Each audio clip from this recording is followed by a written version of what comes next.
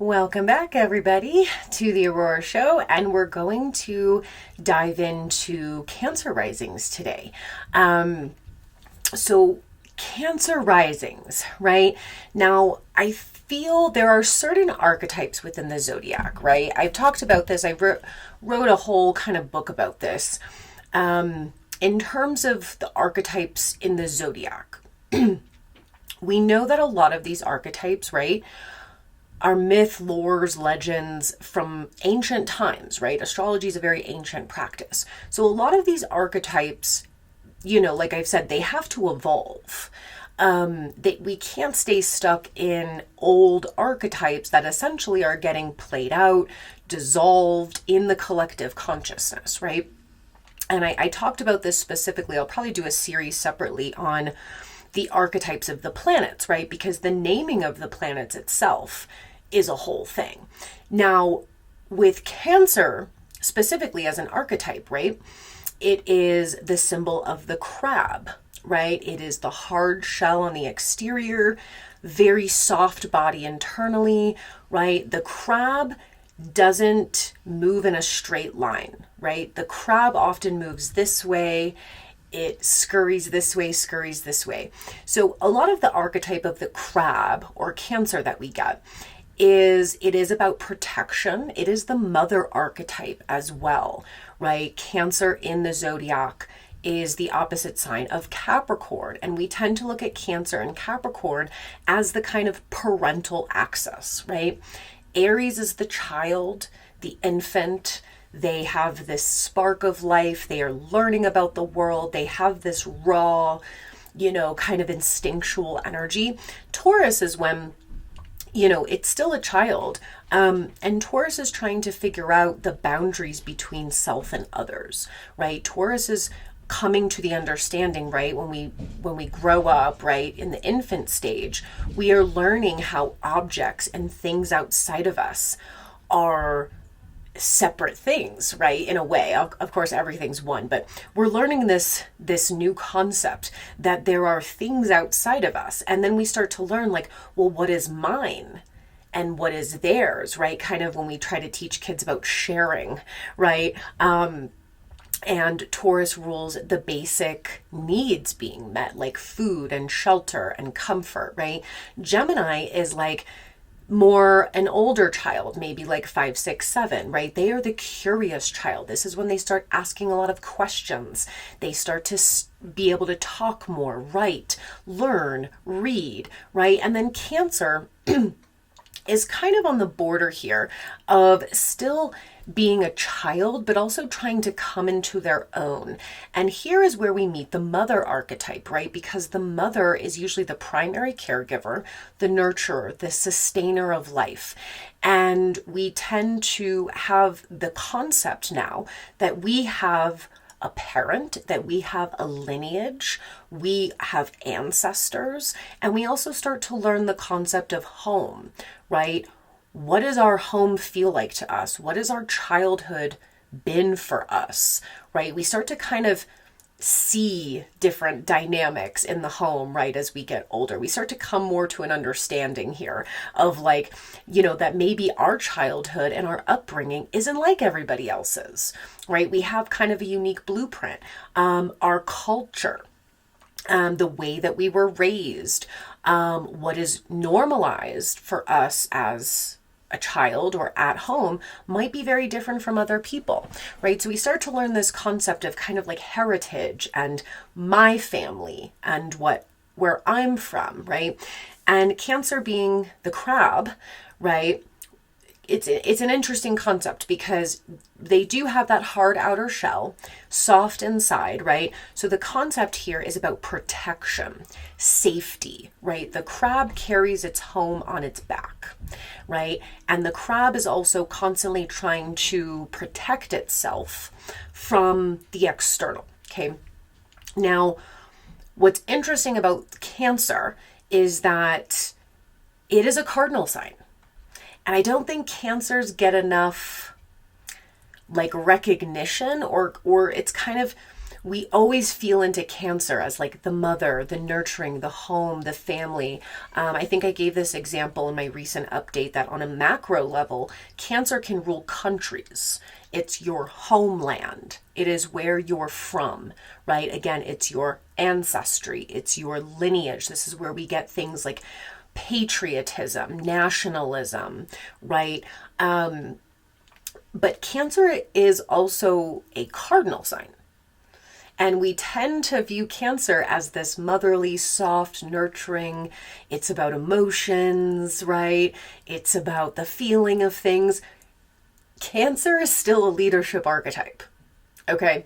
I think Aries, Libra, and Capricorn always get the stereotypes, right? Sometimes even this happens to Libras as well, where they don't always view Libra as like the leader, but in fact they are. We'll get to Libra risings, right?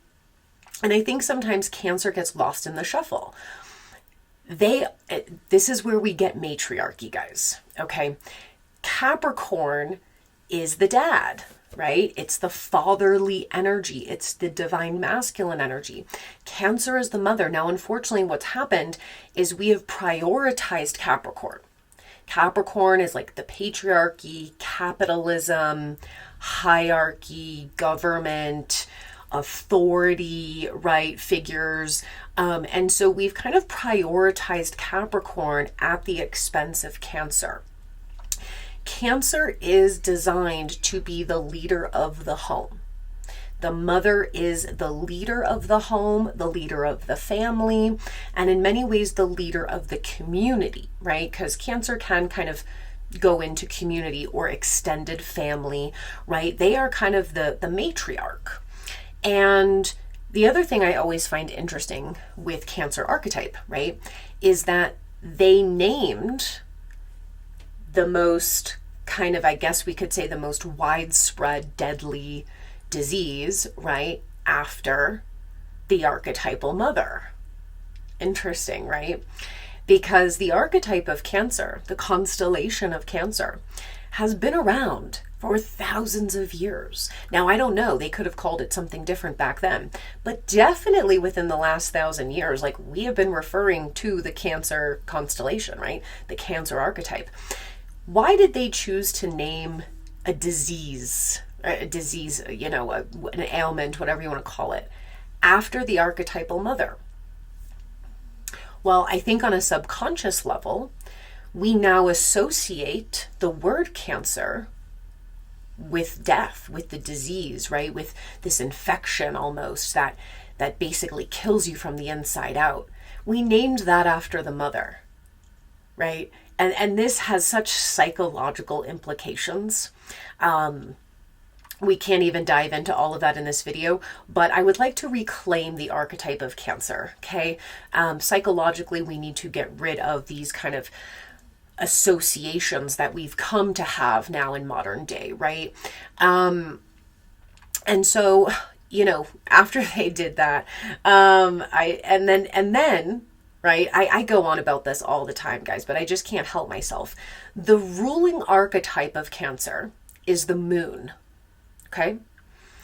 The moon is the most flexible, changeable, versatile archetype, and I'll tell you why. When we look at the rulerships of these archetypes, right? As I mentioned, when we get to certain archetypes like Aquarius and Pisces, right, or even Scorpio, they do have modern rulers, right? Like the modern ruler of Aquarius is Uranus. The modern ruler of Pisces is Neptune. The modern co-ruler of Scorpio is Pluto. But those planets have only been discovered in the last couple hundred years. Do I think they're important? Absolutely. Do I think the ancient rulers are very important and might even be more important? Yes, right? So the ancient ruler of Aquarius was Saturn, shared with Capricorn. The ancient ruler of Pisces was Jupiter, shared with Sagittarius. The ancient and still existing ruler of Scorpio is Mars, shared with Aries, right? And so I feel like the moon, though, is the most changeable archetype because if you look at all those rulerships, right? Even if we look at like the sun, right, who rotates through signs every like 4 weeks. If you look at Mercury, right, who move the fastest moving planet in the solar system, who moves, right, transits through signs every like 3 to 3.5 weeks. That's pretty fast. The moon moves every 2.5 days. Nobody's beating the moon as far as how fast it changes, okay? Now, you also get so many different phases of the moon, right? Waning, waxing, gibbous moon, right? New moon, full moon, you get eclipses. When we talk about the north and south nodes, those are mathematical calculations about the nodes of the moon. They're not actual planets or asteroids or anything. They are mathematical calculations that regard the moon. And so the moon has a huge impact on us. It affects the tides. This is not woo-woo. This is like factual. This is like open your eyes and look at it, right? The moon affects us every single day. It moves signs every 2.5 days. It has a 28 to 30 day, lunar cycle, right? And this is where we get women's menstruation cycles. Now, there has been so much discourse in the last 10 years about the moon of like, it's fake, it's an artificial moon, it's a satellite, it's this, the moon is the matrix, like they've hijacked us with the moon. Now, there are certain parts of that I might agree with. Mom used to say back in the day that the moon was an organic moon, okay? It was in fact hijacked and was made to become a kind of satellite of sorts, right? But the moon has long been reclaimed by the light, if you will, okay? And so I'm really tired of the moon slander, okay? To me, it's just another way to denounce the mother archetype. It's the same reason that they named a deadly fucking disease cancer. You think they didn't know what they were doing? And now we have moon slander, even in the spiritual community, right? Now, I'm not saying we have to like worship the planets and like, live by them every single day. Of course not. We're still human beings. We have our day-to-day experience. We have to go with our instincts and our intuitions, and we have things we got to do down here, right? But what I am saying is that to denounce the moon, right, wholly and completely, and just say, fuck the moon, right, is you are actively disconnecting yourself from another aspect of the mother. You are actively disconnecting yourself from another aspect of the cosmos. And I don't know. That to me is a dangerous game. You want to know why? Because the luminaries, the sun and the moon, right? So if you're a Cancer rising or Leo rising, you are ruled by a luminary. These are unique in astrology, okay? They are unique for many reasons. The luminaries are very powerful, okay? The sun is very powerful. The sun, it gets more hype, right? It's even in birth charts, right? Everybody knows their sun sign. It gets more hype because it's bright, it's bold, it's loud, it's hot, okay? That's the sun. But people underestimate the moon. The moon is just as powerful, okay?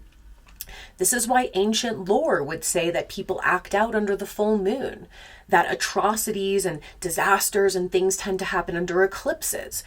These are not myths. This is in fact what happens. So to underestimate the moon, imagine if at nighttime it was pitch black and we never had any light at night, right? The moon is subtle. She brings light in the darkness. She takes us on a journey, right? Through her lunar cycle. It's a journey. Just like you, again, look at women's cycles. There are 4 cycles in a women's cycle, right? If you're a masculine, you really should maybe learn some of this because it is important. We go through like the follicular phase and the ovulation phase and the menstrual phase and the luteal phase, right?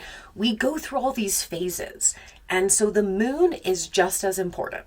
So anyway, I'm just saying, let's stop the moon slander. And let's really understand and appreciate what this archetype brings. So for one, what I want to say is if you are a Cancer rising, you are ruled by the moon. Okay, the moon in a birth chart is very, very important. I would say equally, if not even more important than the sun sign, because the sun sign is the most obvious. Like it's not rocket science, okay? The sun is the most obvious. It's the external expression. It's the natural state of being. It's not rocket science, okay? The moon, though, is more subtle. This is your emotional body. This is how you process multiple things, how you process emotions, how you process and digest life, right? It has a lot to do, I believe, with the nervous system regulation. Okay, how you digest challenges, how you digest conflicts and confrontations, how you digest experiences in the world. That is all the moon. This will also relate to how you quite literally digest food, how you digest anything, right?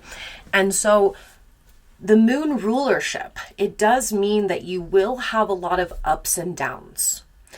If you are a Cancer rising, and again, the luminaries for this reason are very unique because they're very powerful in the chart. They are also the only two planets that never go retrograde. Okay? We don't have a sun retrograde. We don't have a moon retrograde. That doesn't exist. Every other planet, though, has a retrograde cycle. So this is what makes the luminaries unique. Okay? And so there's no retrograde. So it's always forward moving. Okay. Now with the moon archetype, you guys are very in tune with the moon, whether you know it or not. So if you are a Cancer rising, I would really suggest, you can simply Google. There's plenty of sites that will show you the planets every day. You can get free apps on your phone. There's so many ways to do this. But get a gauge on where the moon is at every day. Like, what sign is it in? Okay? What house is that transiting for you? You will start to see a pattern. Okay? That you are always in a cycle of digesting and processing and intuiting and feeling. And you might feel like you're a different person every fucking day, right? Or that your emotions go in many, many waves, or that you naturally kind of go through these ebb and flow cycles, even maybe every month, right? That is part of your archetype. You are similar to a Taurus rising, I feel, where I said Taurus risings are very in tune with nature. They kind of have this innate, natural understanding that everything in life has a cycle and a season. And that it takes time and it takes patience, and you cannot rush nature, right? Taurus kind of naturally has that. Cancer rising, you naturally have the understanding that every day is a different day, right? You are very in tune with the cosmic tides. What I want to say about the moon rulership is you are very in tune with the emotional temperature, okay? And again, this is the mother archetype, right? The mother always knows if something is going on with her child or her children. We call it the mother's instinct, the maternal instinct. It is because you are in tune. You can quite literally feel what the other person is feeling. There's an empath energy there, okay? You know when something's off. You feel the emotional temperature change in any room. So you are going to be very sensitive, not only to your own emotions, but to others' emotions. You are also sensitive to the cosmic emotions, right? The cosmic weather. So you just have to accept that that is part of who you are. Okay. Now, with Cancer risings, right? Your first house is ruled by Cancer. So your first house is very moony. Okay. People, and again, we always talk about the shadows, okay? One of the shadows of a Cancer rising and Cancer ruling the first house. One, you're going to be very sensitive to the emotions of people around you, as well as your own emotions, right? Secondly is you can be emotionally volatile. Now, This might not come across to everybody because you do have Capricorn ruling your 7th house, so you might come across very stoic. But what's going on inside is not very stoic, okay? So you might have emotional volatility. The second thing about Cancer energy is that it can take things very personally. Remember, the hard outer shell, soft inner body, right? You might take things very personally. You could interpret things as an attack, and it's not. But Cancer is very almost on the defense, right? So don't take things too personally. I would say the other thing is to really learn emotional regulation, and to also accept emotions, to accept them and embrace them and wholly know that you are just a cosmic tide. And that's what you're here to do. You're here to gauge the emotional temperature. You're here to regulate it. And you're also here to be the carer and the nurturer. But you also have to give that to yourself. And that is very, very important, right? Again, if we look at modern times, the mother, the woman often puts all of her own needs, all of her own comforts, all of her own basic, things that she requires in life aside for others. We are not doing that anymore, okay? You have to give yourself the same nurturing, the same love, compassion, and care as you give to others. So you just have to watch emotional volatility. You have to watch taking things personally. And, also maybe being very aware if you have too many emotional attachments, right? Because Cancer is so emotionally invested in everything, they can get very attached to it, right? Be like the moon. It ebbs, it flows, it changes, it does its thing. That's life, right? So kind of riding the ocean waves of that, if you will. Now, your 2nd house of self-worth, abundance, manifestation, income, right? This is going to be ruled by Leo. So Cancer risings, I think that you guys are really good at bringing that joy to the world, that optimism, creativity. Honestly, a lot of Cancer risings, as we go through the examples here, right? You might find that you do really well in the artistic, creative spaces, right? This is part of what makes you happy. This is part of your self-worth, right? Is the Leo energy. It's about your joy, it's about your passions, it's about your self-expression. Now, the one thing you have to watch with these is because the luminaries never go retrograde, the purpose of retrogrades, right, is that the energy of the planet gets brought within. So we go through a time of self-reflection, self-transformation when we have retrograde planets. Because the luminaries never go retrograde, they can sometimes fall into the shadow of having no self-reflection. They are unable to go inside and really see things about themselves, right? Again, they can take things very personally. Both Cancer and Leo share this. They can be very sensitive to any sort of criticism or critiques. They can take things as a personal attack when it's not an attack. Someone's just sharing how they feel, right? And sometimes they can lack self-reflection, accountability, and inner transformation because they're always shining out. They're always giving out. So you have to balance this too with Cancer in the 1st house and Leo in the 2nd, right? You've got to balance it where it's not all about you. However, you do have to make sure you are prioritizing your own self-care, your own self-love, your own joy. Okay, those are important. That does not make you selfish. What makes someone selfish is when they are unable to take criticism, when they are unable to see the other person's point of view, when they are unable to self-reflect or take accountability. That is where selfishness comes from. Prioritizing yourself, not selfish at all. So in fact, with that Leo 2nd house, you guys would do really well anywhere where you're seen, right? You have this way of making people feel good, and you're creative and you're optimistic and you're exciting, right? You might be really interested in, fashion and art and self-expression, music, acting, performing, right? Like Cancer risings do really well in these areas, okay? So the more self-love that you have and the more self-care, the more you're going to get that poured back to you from the world, right? Now, your third house of learning and communication is Virgo.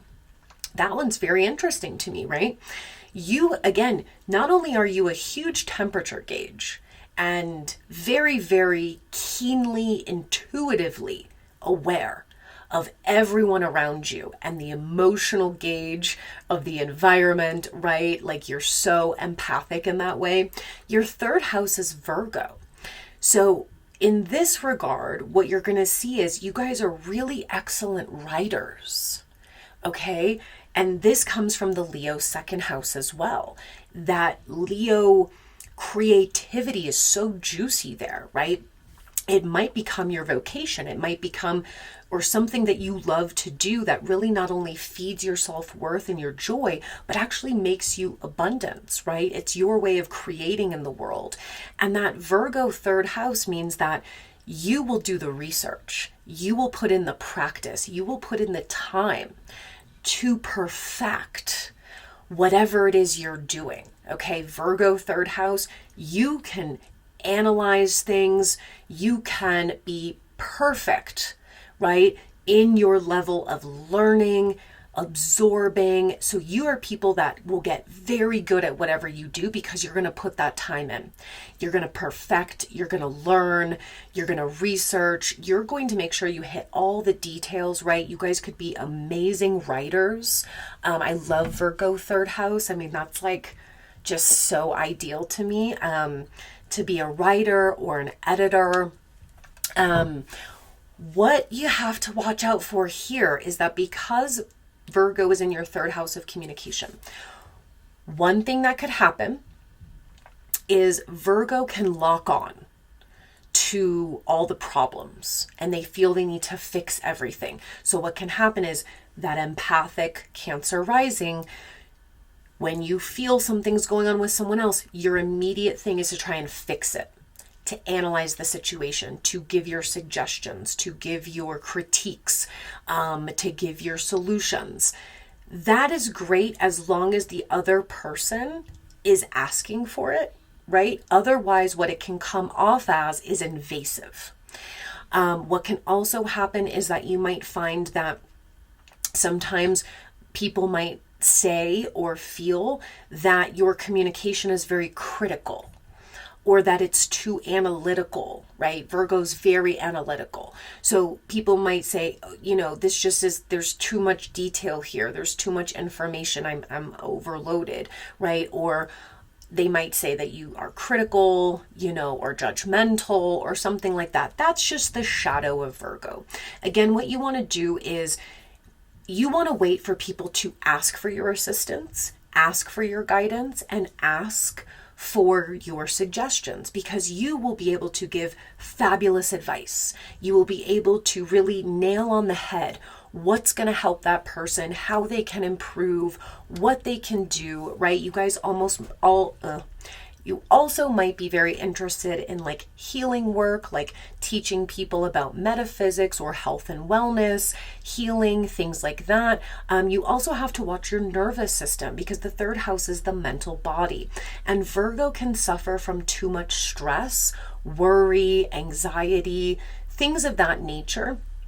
And so you just want to make sure that your nervous system's really regulated, right? That comes again with regulating your emotions and having your practices, your tools, your techniques, your practices that help you regulate that moony energy. And then that third house will feel more clear. It won't be as hyperactive. It might not be as like so many thoughts and so many things I'm trying to do and focus on and fix, letting go of those perfectionist tendencies, and, letting the nervous system be very regulated. Okay. Now, your fourth house, again, angular house, your ancestry, your lineage, the core of who you are, what makes you feel safe. How does the fourth house feed into the first house of self-identity, right? Your fourth house is going to be ruled by Libra. Libra is the sign of harmony, balance, beauty, just the wonderfulness of relationships with others and partnerships. So you might have found like your home life, it could have been wonderful, right? You could have had a wonderful home life where you were surrounded just by harmony, kindness. There was balance in the home. There was kind of a sense of equalness in the home as well. Like Libra really cares about equalness, the scales. And so that kind of feeds into, again, this is the positive side. This could feed into your first house of Cancer, where you feel very regulated when you have a home environment and a family environment that is very balanced, that feels very effortless, there's ease, right? Libra likes to work smarter, not harder here, okay? So the home life and the environment should be filled with beauty, art, balance, relaxation, and not kind of too much stress at home. Now, on the flip side, you could have grown up where there was a lot of imbalance and you didn't know how to deal with that because it dysregulated you, or you saw these imbalances, right, in your home life and you decided, I'm never going to live like that, right? There could also, Libra can have the tendency, rose-colored glasses, right? You could have also grown up in a home where, again, you are the emotional temperature gauge. You're feeling everything that's going on around you, and you could have grown up in a home where the Libra energy took over and everyone's trying to pretend everything is okay. That is a very Libran quality, okay? Where it was like nobody wanted to address the tough stuff, right? Nobody wanted to talk about the dysfunction going on, or nobody wanted to talk about, Libra likes to just keep the peace. Libra likes to keep everything beautiful and perfect. So sometimes Libra can like pretend everything is fine and it's absolutely not fine, right? They can kind of put on this face of like, it's all good, right? And it's not all good. So that could have also been your experience, which ends up feeding into that self-identity in the first house, which starts to tell you like that you have a dysregulation when everyone's acting like something is okay, but it's not okay. This is going to disturb the system, right? You really are going to have to be the one, right? Virgo third house is communicate clearly, right? Communicate and identify what needs to be fixed, what needs to be worked on, because ultimately that fourth house, that inner home, right? The fourth house is ruled by Cancer. So this one's important for you. That home life, that inner core, remember the home lives inside as well. That's the house of Cancer. It's not just your childhood. It's not just your home and your family environment. It's your inner self. There's got to be balance. There has got to be self-regulation. There has got to be a sense of ease, loveliness. Okay. Libra just wants to live a good life. Okay. So you have to create that environment at home. Otherwise, that Cancer first house is going to feel so dysregulated, right? And if there is conflict in the home, let's say conflict is an Aries energy, very non-simpatico with Libra, right? You're going to feel overwhelmed by that. Okay. And it's all about making sure everything is staying regulated, processed, and in balance, right? Now, your fifth house, your joy, your passions, your creative juices, children, fertility. This is ruled by Scorpio. So interestingly here, you have a kind of very deep-seated intensity around this area. So you might find that you have huge transformations, right? Cancer rising, you need to create things, okay? The creativity is very strong in the chart here with the Leo second house, right? Fourth house of home and family, and Libra. Remember, Libra loves art. Libra loves aesthetic. So your home needs to reflect that. You need to feel like you live in a beautiful, welcoming, soft space. And then Scorpio in the fifth house tells me that those deep emotions, right? Wherever we have Scorpio, we have intense, deep emotions. There's a depth here. And that has to have outlets, right? We have to be able to work through those things, transform those things, and also use that raw power. And for you, it's through creativity. It might also be through children. Again, Cancer's the mother archetype, right? So actually for you Cancer risings, having children is quite an intense experience for you, right? Wherever Scorpio lies, I kind of look at it as like, that's where our ego death is really strong, right? It's an ego death for you. Because the irony, right, of being a Cancer rising is everyone's like, oh, what a nurturing, soft, loving person. Not to say that's not the case. I'm just saying that it actually is very stressful for Cancer risings to be a parent. Your seventh house is Capricorn, okay? The way you relate to others is as the dad, the boss, right?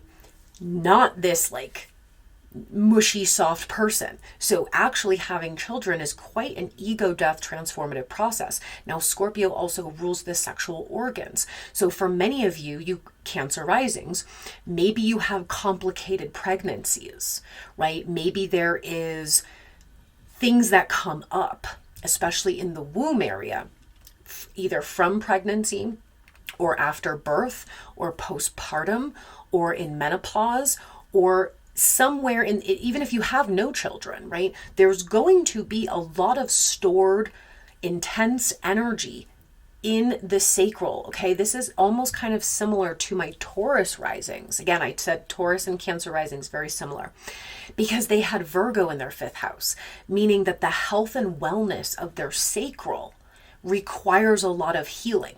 It just does. And here it requires ego death. It requires really doing the deep psychological work here in order to prevent issues from occurring in this area. But like I said, I would say art is your greatest outlet. It is so powerful for you. Any type of creativity, any type of art. If you do have children, they are part of your transformative processes, right? And if you don't have children, taking care of your sacral is a transformative process here. Now, the one thing you have to watch with this is that the fifth house, everybody looks to the seventh for like relationships and marriage and all that stuff. The seventh house has some romance to it because it is ruled by Libra, okay? Shoot us. We are romantics, okay? We love, in some ways, I think we love the fairy tale more than the reality, but that's a story for a Libra rising video. There is a romance there of the seventh house, but in essence, it's really not that romantic. And I'll tell you why. Because the seventh house is about long-term relationships, okay? Long-term partnerships, contracts, legalities. That's not romantic, okay? Marriage in and of itself isn't a romantic concept. It is a contract. It is a legal contract. Running a business with someone or having business partnerships, not a romantic thing. It's actually very cut and dry, right? Having a long-term relationship of any kind. Like I always say, clients can fall into the seventh house if you work one-on-one with clients, right? I would even say, I would say clients would really be seventh house. Things like customers, I would say are more like third or 11th house, but one-on-one clients, let's say, you have a duty to that client no matter what industry you're in, right? It's a contract. So it's really not that romantic. It's actually more about commitment. And the fifth house is romance. That's the house of Leo. This is the house of attraction, how we fall in love, the romance, the what do they call it? The honeymoon phase. That is the fifth house. So what you also have to be careful of is you might unconsciously, subconsciously attract very dark, toxic relationships through Scorpio fifth house if you are not doing the inner work. Okay, because what happens is again, Scorpio's very deeply bedded. So when we have wounds, traumas, right, especially if there are sexual traumas, abuse, things of that nature, if those aren't healed, we end up unconsciously being attracted to people who meet that wound. Or we can also just attract really toxic relationships, because the shadow of Scorpio is that it is very toxic. Okay, there's a lot of possessiveness and jealousy and things like that. So that's what to be careful about the fifth house, but really to use that creative empowerment into just pure raw creativity, like turning your pain into power, turning your pain into art. You guys are real visionaries for the world, I'm telling you. Now, your sixth house is going to be ruled by Sagittarius. This is a fun one because your daily life, your daily routine, your health and wellness, it could be your work, right, as well, your job, right, is very Sagittarian based. So again, we're thinking Cancer rising, she loves being at home, she's a mother, she's a lover, she's soft. Cancer rising is going to be like the one traveling the world. They're going to be the one who love to go and kind of do adventurous, fun, spontaneous things, right? It's not giving. Once you break down these archetypes, right? That's why I love doing these videos, because once you really break it down, a lot of the stereotypes and the things we're projecting onto people are actually not who they are at all. You have to look at the archetypal breakdown. And so Sagittarius sixth house, your health and wellness is based on the fact that you need adventure, you need movement, okay? Your health and wellness routines, getting outside, maybe doing some type of sports activities. In general, Sagittarius just loves to go off and have experiences. They don't like to sit at home. They don't like rigid routines. They love spontaneity. They love to have a little bit of chaos, right? They love to have something that is a surprise and unplanned. Like, that is what's going to keep you healthy and well. Your daily routine should really be geared around movement, freedom, and higher learning. Again, Virgo third house. You might really, but again, Sag likes to learn from experience. So maybe it's just getting out there all the time, meeting people, learning things, traveling. Maybe it's learning languages. Maybe it's you really are passionate about certain topics. And so that's part of your daily life and discipline, is you love to engage in higher learning. You guys might love to do things for work that are adventurous, like, being a tour guide or kind of working random odd jobs, like Sagittarius, kings and queens of odd jobs, okay?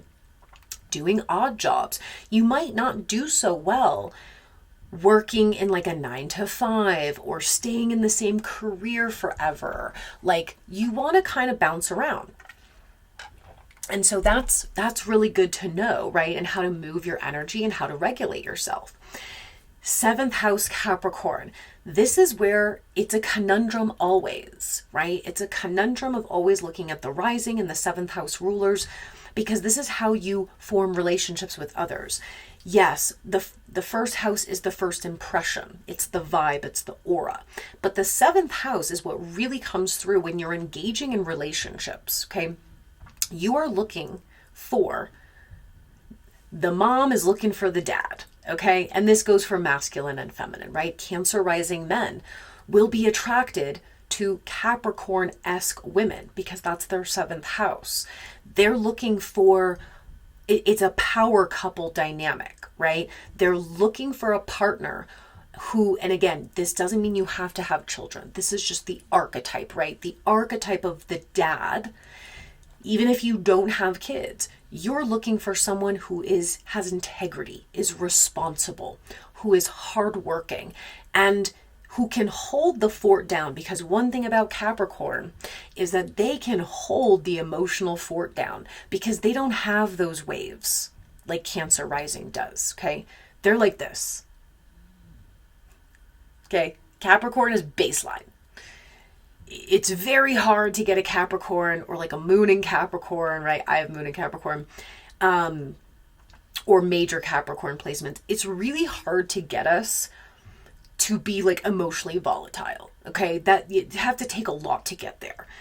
So you're wanting someone who's very steady, very steadfast, very grounded, patient, again, hardworking, integrity.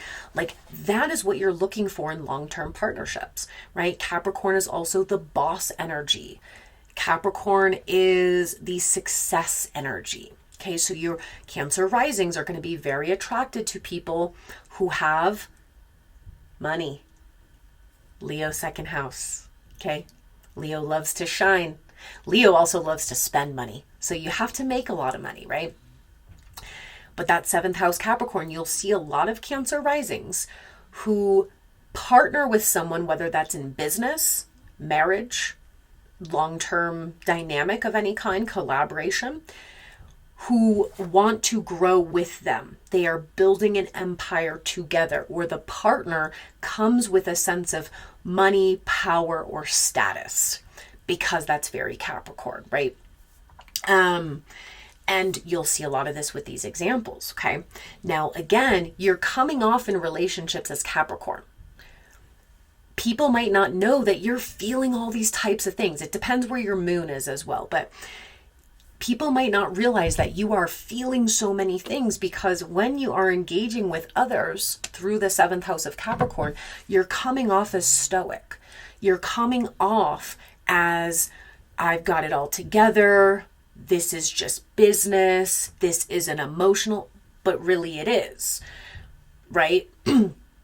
And so you have to be vulnerable as well. You have to let people see that part. Otherwise, they're getting the Capricorn. They're not sensing what you're really feeling, right? Now, this leads us to the 8th house of Aquarius, 8th house being the house of Scorpio, right? This is where the deep dive happens. This is the psychological house. There's a lot of deep-seated things in the 8th house, but also it's incredibly psychic. This is another water house. This is where we get that 6th sense. This is where we read people. This is where we feel what's going on beneath the surface. This is also where we seek to merge with another, right? Where we are vulnerable, intimate.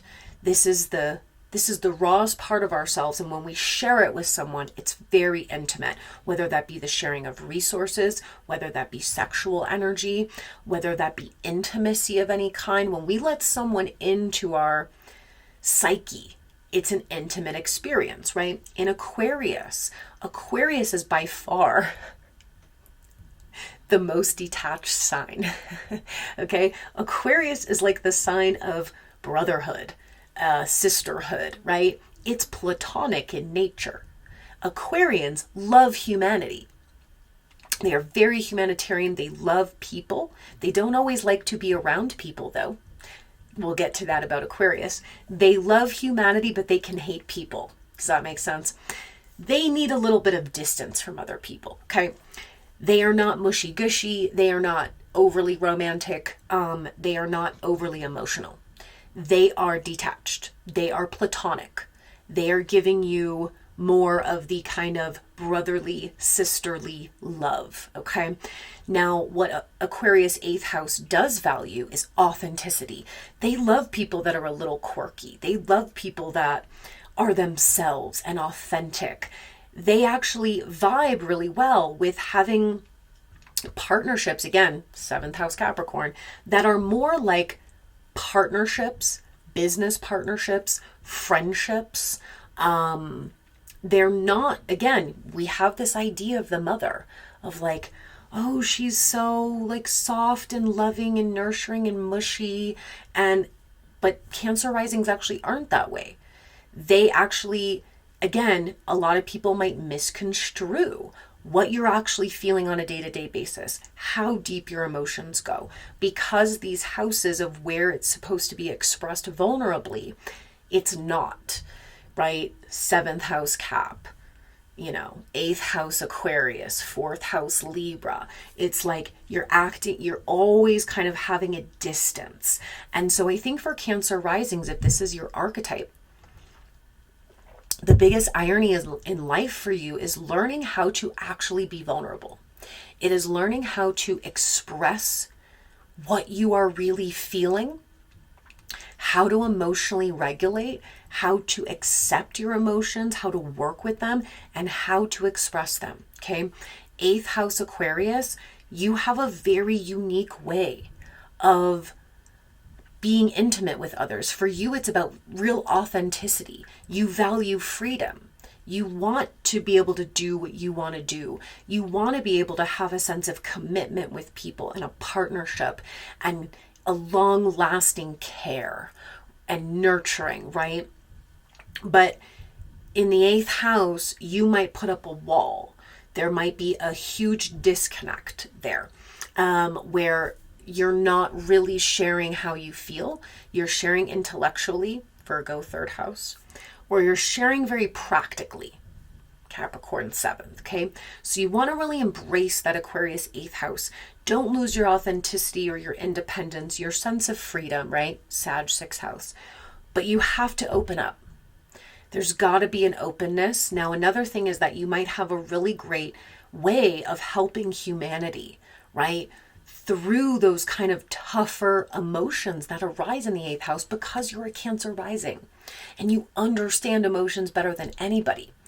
You can walk people through how to actually deal with that, how to regulate the nervous system, how to heal from trauma and wounds and things like that from a place, right, Aquarius, from a place that is detached, from a place where we're not drowning in the emotion, right? So you might be a very good psychologist or someone who has a wealth of knowledge in terms of how to navigate this human experience, right? Your 9th house is Capricorn. A lot of Cancer risings might felt very compelled and motivated and ambitious to kind of go through a lot of schooling, graduate school, maybe getting certificates, etc. Like, you need to use your knowledge of the 9th house to be successful. Okay.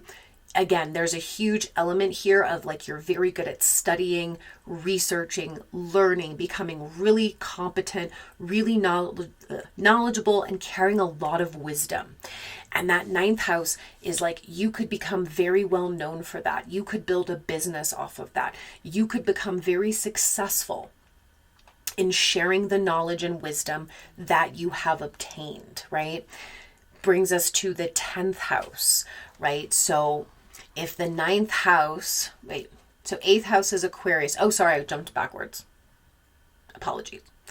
8th house Aquarius, 9th house Pisces. Okay, redo. 9th house Pisces, still a similar theme, but here you are seeking a spiritual knowledge and wisdom.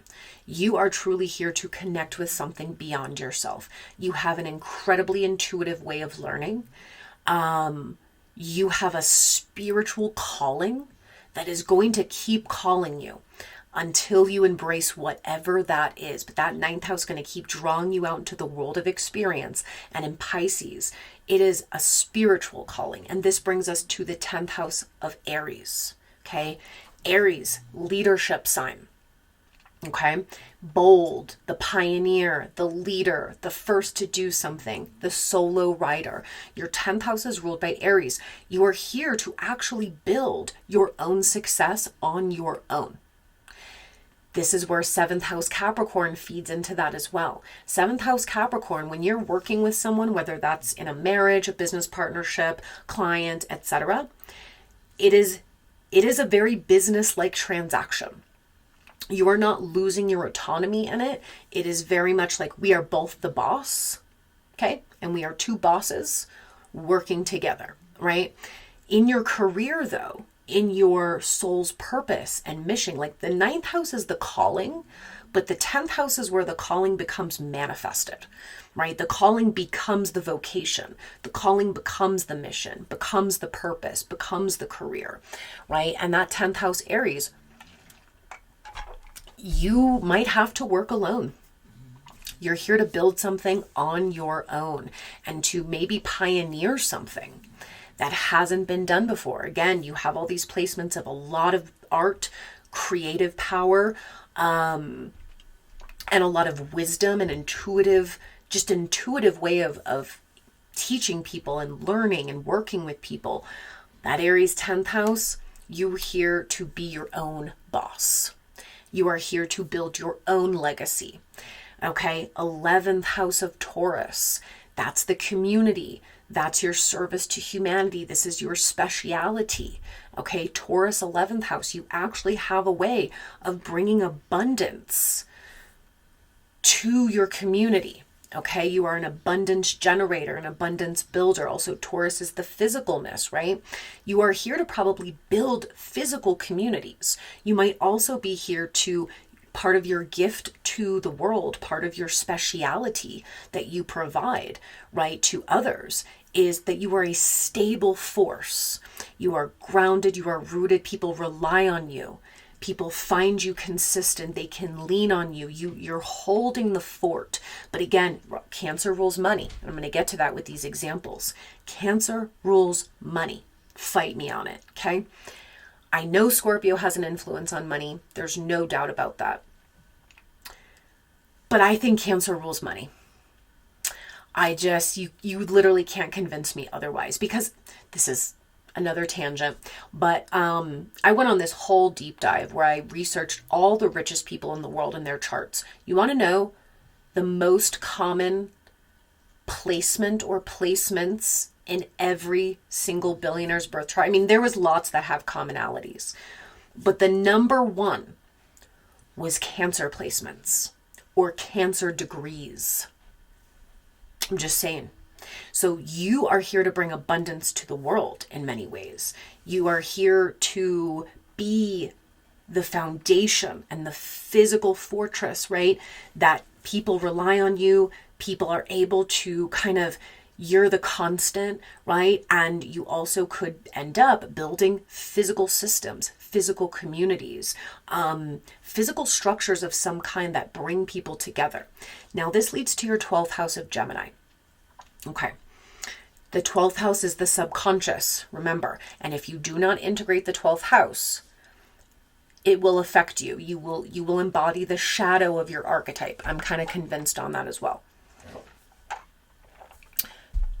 You do not realize, okay, your Cancer rising, your moon rulership, tells you that you're navigating the world through your sense of feeling, through your sense of care, your heart center. Again, we see this with all the rising signs, right?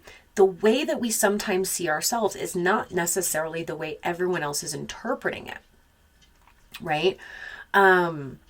And that's okay, right? But it's an understanding of you're navigating the world through feeling and through what you care about and what you love and the nurturing and the care and the nourishment, right? But in essence, what's also happening is that your subconscious, your 12th house is ruled by Gemini, which means a lot of what you're actually experiencing is a lot of thoughts.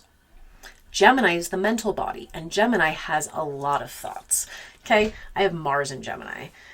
I mean, there is not a second of the day that I'm not thinking about something random, or having the urge to talk about something, right? I just get on a topic and I'm so excited I need to blurt it out. It's just very Gemini. The mental body is super active. So what's going to happen is, yes, emotional regulation is super important. Nervous system regulation, but getting in tune with what are you actually thinking about? What's going on up here? What are your thoughts? What are you thinking about? What information do you need to integrate that's not really being integrated? Where are you maybe flip-flopping, right? We talked about Gemini rising and the bipolar effect, right? The 12th house, there could be a constant flip-floppiness happening. subconsciously. You're not seeing it, but other people are picking up on it, right? Because Gemini also is the ruler of the third house, communication, information, right? The art of socializing, sharing, expressing. People might find also that you're not, again, I gave these examples with the other houses, you're not expressing things the way you think you are.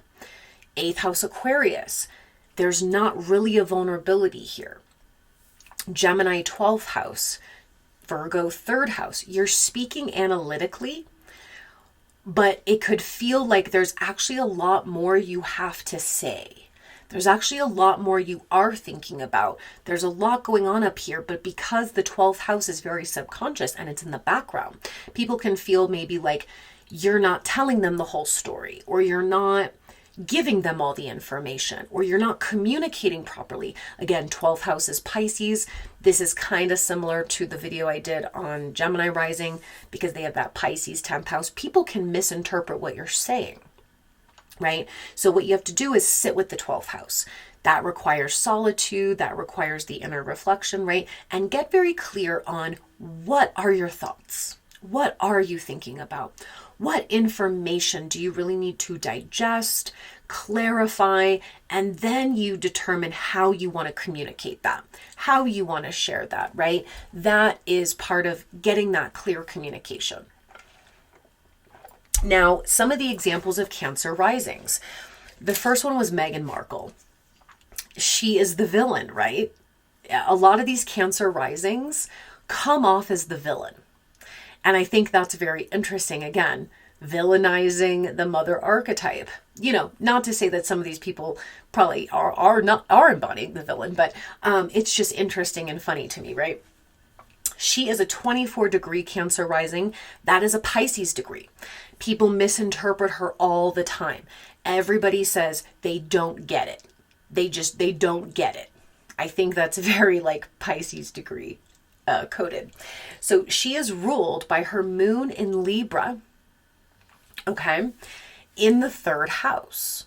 Okay, so her moon in Libra, again, the aesthetics, right? She's kind of known for like, she loves to like, you know, her shows and all that, like loves to just like make little arts and crafts and make everything beautiful. She talks a lot about hosting. That is moon in Libra. Like, you know, everybody who and I don't know her, right? Like, fuck do I know? Everyone's like, oh, she's so inauthentic, so fake. Listen, I'm just saying that moon in Libra is like that. Like, that's very moon in Libra. And it's her 3rd house, right? It's how she expresses herself. She likes to come off and express herself, right? And communicate in this very balanced way. She likes aesthetically pleasing things. She likes to host. She likes to make things pretty. She likes to speak in an eloquent way. That is moon in Libra. So I don't know if there's like a disconnect here of like that is probably very authentic to who she is, or it's just because, you know, people sometimes take the Libra energy as being fake, but that is actually like how she is, right? But she also has Venus and Virgo in the 3rd house, Jupiter in Libra in the 3rd house, conjunct her moon. Okay, this is who she is, and it's loud, right? Because Jupiter's big. So she comes off as this like inauthentic, trying to make everything perfect and just like pretty. And again, that can be the shadow of Libra, right? Remember, Libra 4th house for Cancer risings. She probably grew up like that, okay? She grew up like that. That's what she knows, okay? It just is what it is. But she also has Saturn in Libra in the 3rd. So there's, you know, she also has issues, right, with her communication. She also is very misunderstood. There could be this people pleasing, this fakeness that comes through because Saturn's trying to teach her to be more real, right? To maybe be more assertive in her speaking. Now, something else to note, right? So her 7th house is ruled by Capricorn. What did I say about that? Money, status, titles, right? She married into the royal family. I'm just saying. Okay. Now she also has, because she's a Cancer rising, she also has Mars in Cancer. So that's interesting, in her 12th house. So she actually makes decisions and acts from a very emotional place, but people don't see it because it's in the 12th house. Okay. They don't see it. So what they're focused on is her rulership, her moon in Libra, 3rd house. But her Mars in Cancer is, she actually is very sensitive. She actually is acting constantly from a place of what her emotions are telling her and what she's feeling. And she might not even realize that because it's in the 12th house, right? But that's an example of the wealth and status thing, right? Another example I had of kind of the opposite, but same of that, right, is Cher. Cher's a Cancer rising. Okay, so her 7th house is ruled by Capricorn. Sunny and Cher, right? Not only did they sing together, but they were, I believe they were married, right? Or are married, whatever. In a long-term partnership. It was a business marriage, okay? Not to say they didn't love each other, but it was a business marriage. Capricorn, 7th house. Her famous line where she said that her mother always told her to settle down and marry a rich man. And she said, I am a rich man. Okay. Very Cancer rising coded. Because she is. She is. Now, she is an 8-degree Cancer rising, Scorpio degree. Okay. Now, her ruling planet, her moon, at 18 degrees Capricorn, the diabolical degree. Capricorn, it's a Virgo degree. Capricorn, 7th house. Okay. You want to tell me that any relationship she entered into, it was going to be very much like, hey, this is a business partnership. I'm the head honcho, and that's the way that this is going to go. She's very detail oriented. She's perfection. Like, she is a very strong Cancer rising. Now, she also has Saturn and Cancer in her 1st house. This is why she doesn't come off like this mushy gushy warm person. She's stoic. She's strong, right? She is a wealthy woman in her own right and one of the most successful artists of all time. Okay. Saturn in Cancer. She struggles with showing that vulnerability. The Saturn in the 1st house gives more Capricorn vibes, right? So again, an example of 2 Cancer rising women, right? Very different views. We view Cher, icon, right? Her strength, her subtle empowerment, her success. We view Meghan Markle the other way, right? It's just an interesting view, right? People like Julia Roberts, Cancer rising, the Hollywood sweetheart, right? We do view these women differently. Again, they are different, obviously, but I'm just giving the example of like how Cancer rising can either be seen and celebrated, right, as the hero or the villain, okay? The sweetheart or the absolute enemy. Julia Roberts, 28 degrees Cancer rising. 28 degrees is a Cancer degree. So she has that extra kind of Cancer rising-esque. 28 degrees abundance degree. She's probably one of the wealthiest actresses. She's ruled by her moon in Leo. Luminary, right? Now let's look at some of the... Oh, here's another example. So we have Cher and Julia Roberts. Very much viewed in a positive light, the sweetheart, great success stories. And then we have Tyra Banks, I would say almost equivalent to Meghan Markle in terms of people loving her or hating her, right? She is an 18-degree Cancer ascendant. Again, 18 degree, the diabolical degree. It is a tough degree. It is about precision because you can either be very, very destructive with the 18th degree or you can be perfection. You can create something that is amazing or it can be very destructive. 18-degree Cancer rising. She is ruled by her moon in Aries in her 10th house. 10th house of career. 10th house of how the public views her. So she is a Cancer rising. Okay? She's carrying this beautiful, sensual, motherly, nurturing archetype, but she is seen as a bitch. Right? That she's always in conflicts with people. That she's aggressive. That she's rude. That she's overpowering. She also has Mars in Aries in the 10th house and Chiron in Aries in the 10th house. That's what we're getting from her, right? She also has Saturn in Cancer, but in her 12th house, right? Whereas Cher had it in the first house, and you could definitely see she had more of a stoic nature. Tyra's Saturn in Cancer is in her 12th house. She is very unaware of how unemotional she comes off, of how unnurturing she comes off. She can't put two and two together. This is why you have to integrate the 12th house. You have to. Okay. She also was a North Node, 29 degree Sag, 6th house of work, North Node in Sag. It's about truth, right? It's about the ultimate truth, teaching, sharing knowledge and wisdom. But the 29th degree is a critical degree. She needed to learn how to stop, how to shut up sometimes, how to not be so blunt, rude, right? This is where we get it. Now let's look at some of the masculine examples. Elon Musk, 13 degree Cancer ascendant. Money, I'm telling you, it's about money, wealth, and in many ways about the creative endeavors. Okay. Again, you'll see all these people with 10th house Aries. They are there to create something successful on their own. They need to pioneer something. Elon Musk, 13 degree Cancer ascendant, that is an Aries degree. Okay. So he does have this kind of pioneering essence. He has done a lot of things and been the first to do so. He is ruled by his moon at 8 degrees Virgo. That's a Scorpio degree in the second house of finances and resources. Okay. He is very, very strategic and very, very calculated about his money making. Okay. There is a strategy here. But again, he gets that Cancer rising, which helps the flow of money. 7th house of Capricorn, partnerships, right? He has a lot of government contracts. Government's ruled by Capricorn as well, as Capricorn rules any type of hierarchy, right? He has a lot of government contracts. He has a lot of business relationships, a lot of business partnerships, a lot of businesses in general. Okay.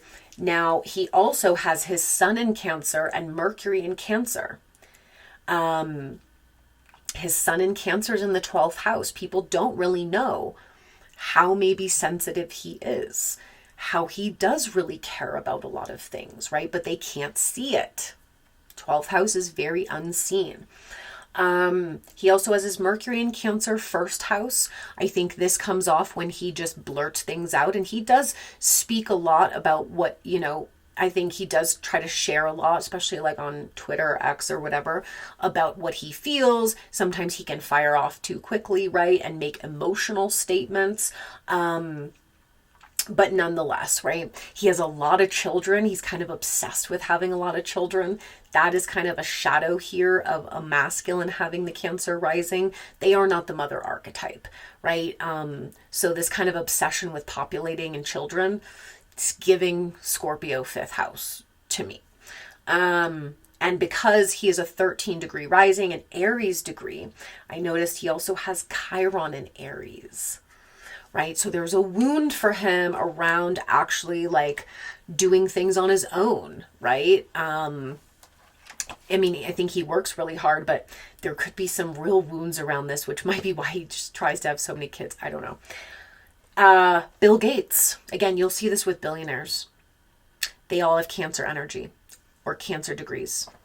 Bill Gates, 26 degree Cancer ascendant. 26 degrees is a Taurus degree. Taurus is also physical wealth, right? He is ruled by his moon in Aries, 8 degrees as well. So both him and Elon have Scorpio degree moons. Again, I told you, I know Scorpio has influence on money. I think Cancer's the main, but Scorpio has this influence. Moon in Aries, 10th house. He is seen and known for, supposedly creating Microsoft or whatever. And being this kind of pioneer in the, technology, whatever we call it, space, right? And has made a lot of money from it. Now, he also has Jupiter and Pluto in his second house of resources, both in Leo, right? So, yeah. But we also see the shadows here, right? Bill Gates is in the Epstein files. like I said, it's hard to have a Cancer rising or very prominent Cancer placements in masculine, because until they get in tune with their emotional bodies, until they really develop their heart center and their feminine side, it will come off as exploiting feminine and children. Okay, Elon Musk, way too many kids. Okay, like this is getting weird. Bill Gates in the Epstein files, right? It can become nefarious. But again, both of them carry these wealth codes, right? Generational wealth. Now I have two last examples of real visionary creatives. Steven Spielberg, right, has directed so many amazing movies, so creative and very much a visionary in his field. 10-degree Cancer ascendant, Capricorn degree. Okay. He has made a business and a lot of success off of this. He has his moon in Scorpio. Another Scorpio trend here. In the 5th house. His 5th house of art, creativity, expression. He also has Venus, Jupiter, and Chiron all in that 5th house as well. So he was destined to be an artist of some kind, to create art and, movies and all that stuff. Stephen King, also a pioneer in his field, right? He really pioneered the whole kind of horror books. This can be a shadow thing of Cancer, right? Focusing on the shadow emotions of, when you read his books, it's going to make you feel scared or horrified or disturbed in many ways, right? He's bringing up the shadow emotions in people, just like Steven Spielberg in his movies. A lot of them are great movies, but they do bring in this kind of suspense, this kind of intensity. Again, that's the Scorpio 5th house. Stephen King is a 29-degree Cancer ascendant. That is a Leo degree. Okay. He is famous. He is known in this creative space. He has his moon at 16 degrees, Cancer degree. Okay. Cancer degree. In Sagittarius, okay, in his 5th house, because in Placidus, it ended up falling in his 5th house. So again, he is using his moon in Sag, 16 degrees, Cancer degree. Okay. He is using the emotions through storytelling, Sagittarius, as his creative art, 5th house. Jupiter, he also has in Scorpio, 5th house. This is where the horror comes from. This is where the little bit scary writing comes from, okay? Now, he also has Mars in Cancer in the 12th house, same as Meghan Markle. There is a hiddenness there of that their motivations are actually based on feeling. Nobody's might be picking that up though. He also has Saturn and Pluto in Leo in the 1st house.